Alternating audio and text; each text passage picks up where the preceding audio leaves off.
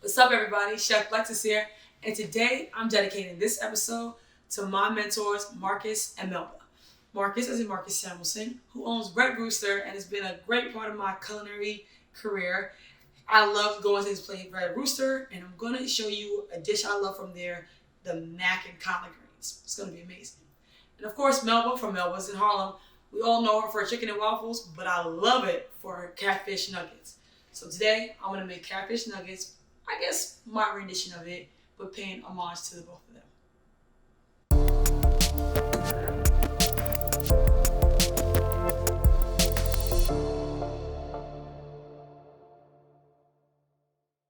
So first we're going to start with mac and cheese from Red Rooster.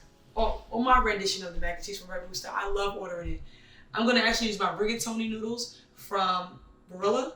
And because they have these huge noodles, rigatoni noodles, I'm pretty sure, in the mac and cheese, and they have these smoky collard greens in them. So we're going to saute the collard greens, add in the noodles, make some nice cheese together. Cheese sauce is going to be amazing.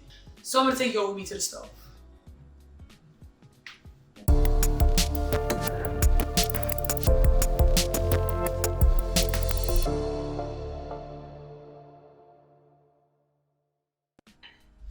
First, we're going to start our roux. So I'm going to get some butter. And while I'm doing this, I'm going to get some butter melted here. And I'm going to add some cornstarch. Turn this down. I don't want it to brown too much.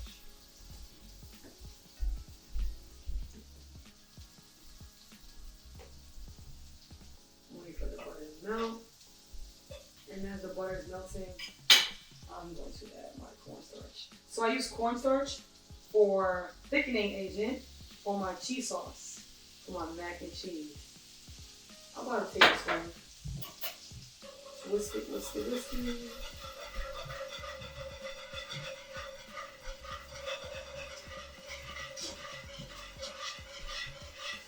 So I'm gonna cook this a little bit, and as I'm waiting for this, I'm gonna tell you how I met Marcus. So Marcus and I met because, let me get some mustard here. Ain't this something? Spices don't want to come, right? So Marcus and I met because I actually used to sell cookies on a card table in Harlem. So that's how I started. And I was pregnant with my second son, and my oldest son Liam was running around, and I was selling cookies, and I tweeted him online and said, hey, I know you're in the neighborhood. Maybe one day you should come by and have some cookies from my card table. And lo and behold, the next day, who comes around the corner but Marcus? And ever since then, we've been pretty cool. So let me just add this milk. About 2 cups. For the exact measurements, you can check out my website, allaboutLexis.com. So we're gonna whisk that up. And this is very forgiving, so if you find that it gets a little too thick, you can definitely add some more milk on the end. So back to the story. So from there, I've been featured in his amazing festival called Harlem Meetup, where I am now on the board. And with a bunch of other things, we put together for Barilla this summer to help other restaurants raise money that have been down now since COVID. So here you guys can see it starting to thicken up. I'm going to turn my stove down, but it does tend to scorch, so you don't want it to scorch. Let me pour a little bit more milk. There we go. Nice cheese sauce. Well, just a little milk. Maybe you can see it's nice and thick. And then we got to season it. So let's add a little bit of ground mustard.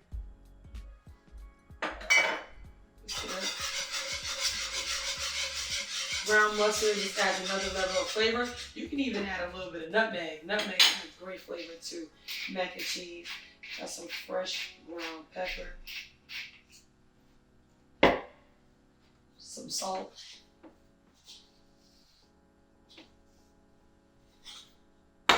And of course, cheese. So I have a extra sharp cheddar. And I have Parmesan cheese.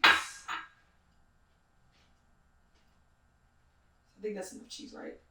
Lots of cheese for the cheesiest mac and cheese. And while this is sitting here, I'm going to start on the back stove. I'm going to start my greens.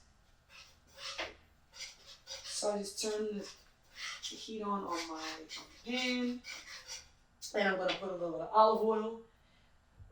And then saute these greens.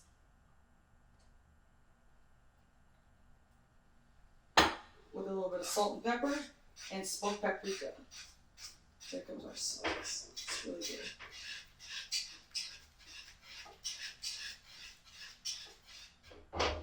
That's some cheesy.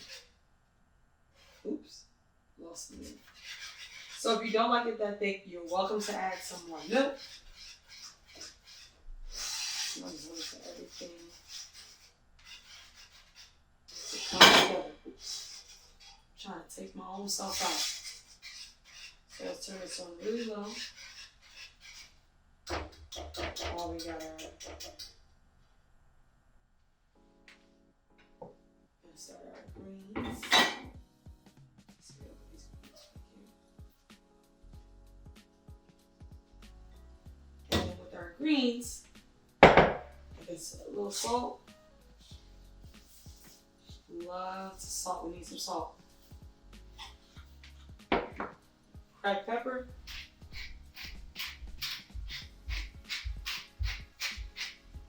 And a little bit of smoked paprika.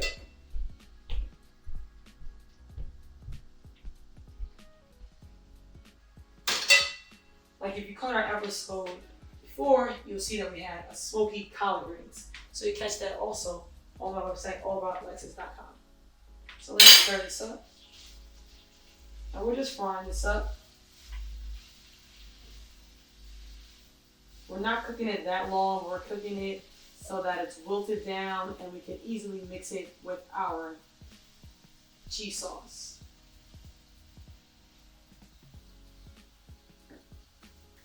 Let's get a little whisk on our sauce here. There we go. Everything's melted really nice. That's nice. See, now you have your own cheese dip for nachos too. Cheese dip. You can use this for any stovetop mac and cheese, or you can also bake it. If you want to take this and bake it in the oven, you can actually put this same recipe in the oven at about 400 degrees. You put it on boil. Just brown the top a little bit. You like that crusty top. Or you can take a torch. I have a torch. Maybe we'll torch it. So while I'm waiting for my greens to wilt, I'm just going to stir them up.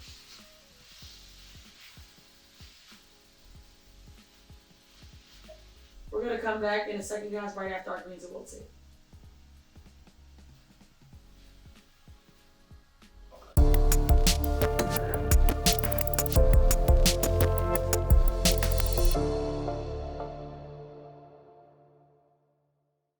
Now that our greens are wilted, I'm going to get my rigatoni added to this cheese sauce, mix it all together.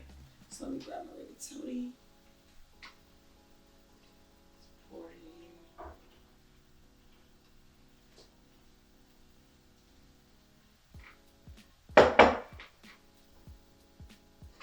Greens.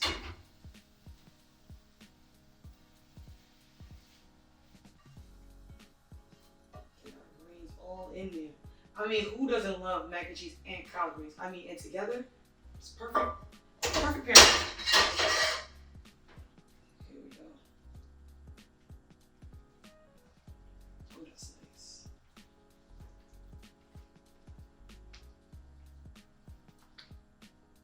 Perfect. So I'm not add some more noodles. I like to mix it first, then add the noodles. Sometimes have a little bit more sauce than noodles, or a little bit more noodles than sauce, depending on how you feel about how much cheese you want. So here we go, mixing it all together.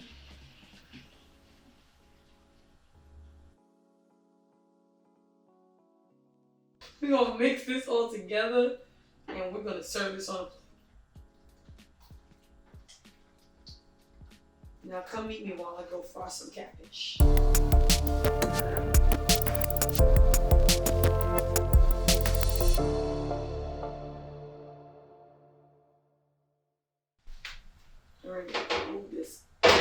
this here. Bring the catfish here. Get this catfish going. So I'm gonna say get close. Gotta get close. If you're watching before, you know can't be scared of oil. Don't overcrowd your pan. And don't fill up the oil too much. So we're gonna leave it in here until it's golden brown. We're gonna take it out, put it right on this cooling rack so it can drain. I actually met Melba. Well, we've all been to Melba's before. We had some catfish, chicken and waffles, good stuff. But I actually met Melba from when they had my shop, Lexis Sweets, and she actually knew a common customer of mine. So the customer would always take my macaroons to this woman. She said, you always have to meet her. And she's really nice. She made a watercolor painting of my shop. And she says, you have to meet this lady that I know. I said, okay, sure. She said, I take her these macaroons all the time. I was like, okay, no problem. One day, I'm making the cake, and I'm going to deliver the cake. Little did I know, it was at Melba's restaurant on 125th Street. I was delivering it there. Melba was there, and we spoke. And since then, we've spoke ever since. So it's been pretty cool. It's been really good to me. Always so nice and warm when we go to our restaurants. And my sons love our chicken and waffles, so can't go wrong with that. This is my personal favorite. So we're gonna check on this catfish. Just waiting for the oil on the oil. Yeah, oil on the oil. All the oil is dumping fish. So you can put some more cornmeal on it though. So cornmeal helps to give you more browning than flour does. But yeah, the older the oil, like this is technically still first use, still the first day. When you sift it and use it the next day, you get a little darker on the first one. So yeah, I know. Weird stuff you learn when you cook. All right, guys, I think our catfish nuggets are ready.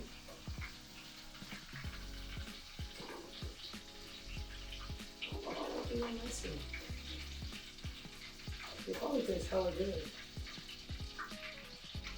I need some colors in the bowl. Y'all gonna eat it. So I just added some paprika to it because I need some more color. I know that's clearly not on the show, but I needed a little more color to this.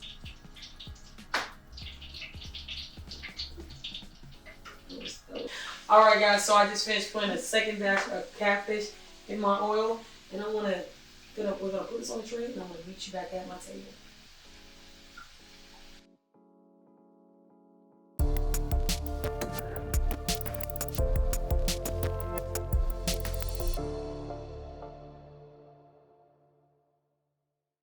For you guys. Look at our mac and cheese and our catfish.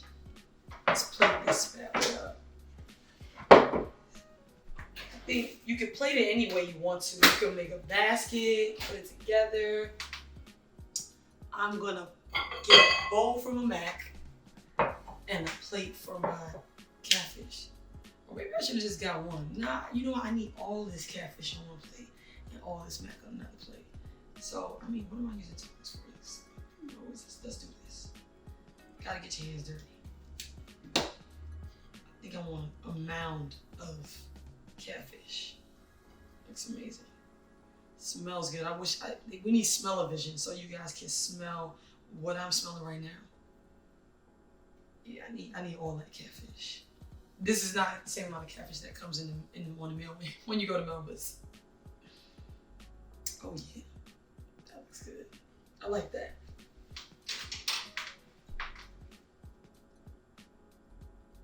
Today I guess I'm gonna be the parsley queen.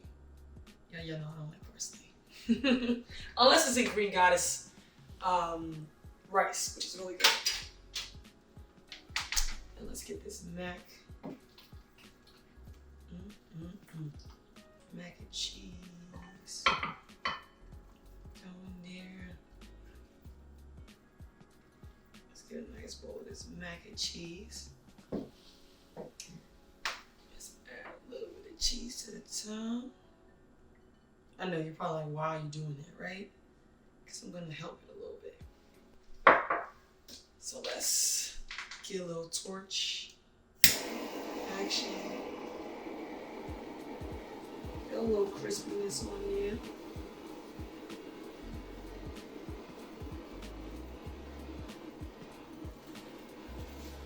And you can also broil it in the oven.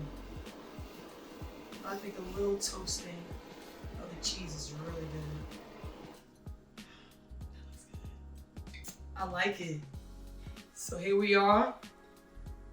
Marcus's mac and collards, Melba's catfish nuggets. I think I did a good job. I think you guys are gonna like this. I'm pretty sure Marcus and Melba, I'm pretty sure you're gonna like my recipe, my rendition of your famous meals right here in my kitchen. Thank you guys for tuning in with me. I hope to see you guys next time.